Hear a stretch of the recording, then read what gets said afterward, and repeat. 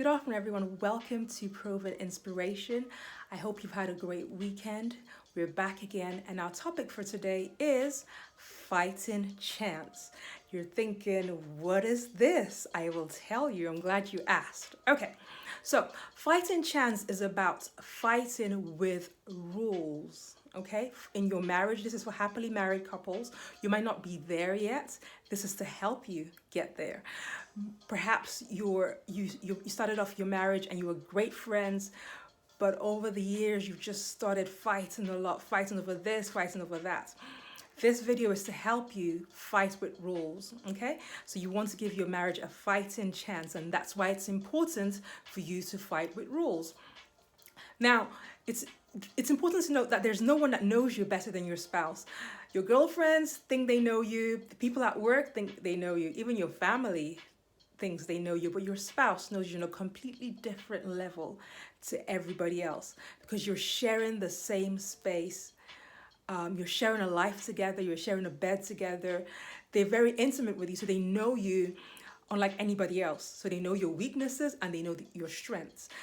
Too often, when couples get into fights, they use their weaknesses against each other. So you know she hates it when you bring up her past, and so you bring it up in a fight.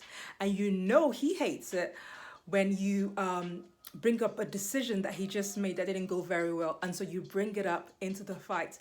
And both of you are giving each other blows, verbal blows, and it's not going very well. In a wrestling match, in a boxing match, that's okay because those people are their opponents. One person has to win and one person has to lose.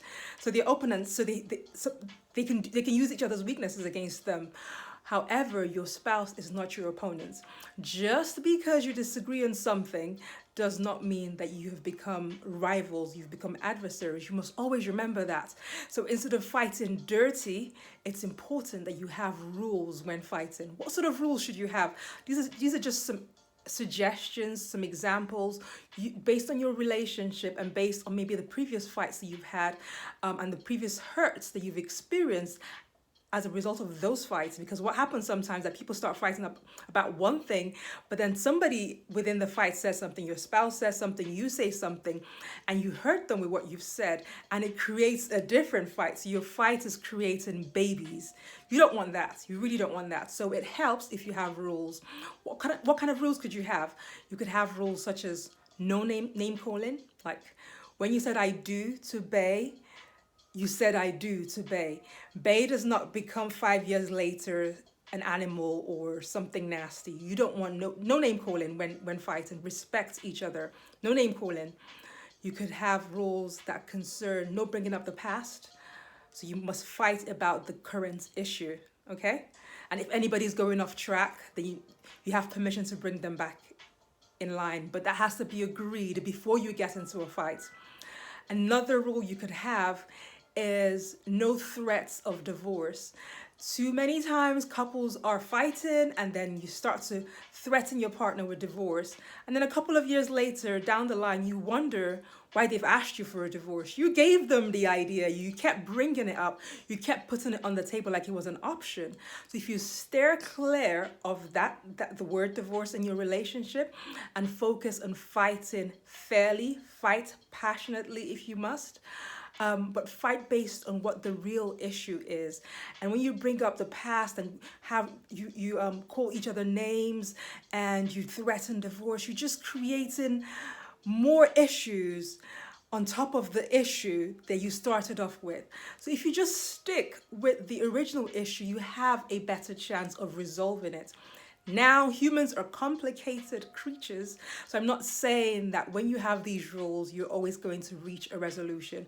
Sometimes there might be no resolution. Sometimes it might just be a case of, we're going to leave this for today and come back to it another time, okay? So what you should do, what you could do, like to enhance your relationship, is create makeup traditions. What do I mean by makeup traditions? Have as part of your rule, as part of your fighting rule, because this should happen after you've had a big fight.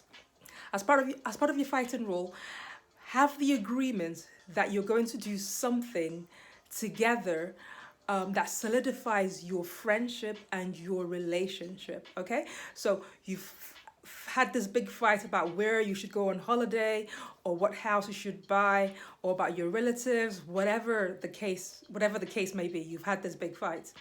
It's still not resolved. Nighttime is coming, so it's time for your makeup tradition to kick in. You're making up for each other, not as it relates to the issue, because the issue is still unresolved and you're both aware of that. Okay, so you have this tradition. Example of some these are some of my examples for you, like some traditions you could have. You could create your own. You could have a tradition whereby after you've had a fight, you drive down to your local McDonald's, get an ice cream each in the little tubs and spoons, and feed the ice cream to each other. Okay, so in that moment you're not fighting, you're feeding each other ice cream. You don't need to talk, just feed each other ice cream. Okay, that's all you need to do. Or you could have a, and I say McDonald's because you don't want to go to a special restaurants, because then you will attach the feeling of fighting and the experience of fighting to that restaurant. So I say McDonald's because it's not usually the kind of place you would go for on a date anyway. So just a playful thing to ease the tension and to remind each other that you are on the same side.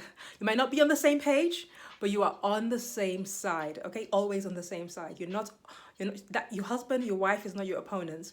You're on the same side. You're one. Okay.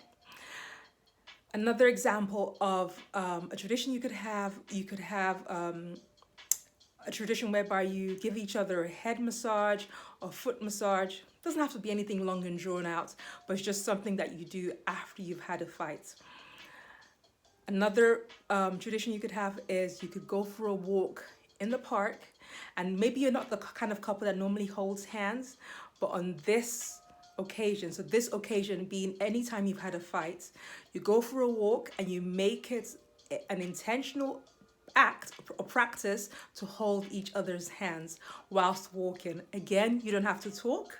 It's just about being together. You will be amazed what those little things, those little acts of service to each other will do for your friendship and for your fighting relationship. Hopefully it should give you a fighting chance to actually come out on top and not be part of the statistics of divorced couples. Okay, so take these tips with you. Please feel free to share them with whoever you think needs to hear it. Try them out. If it works for you, let me know. I'll be happy to hear from you. From my heart to yours, until next time, stay safe. Bye.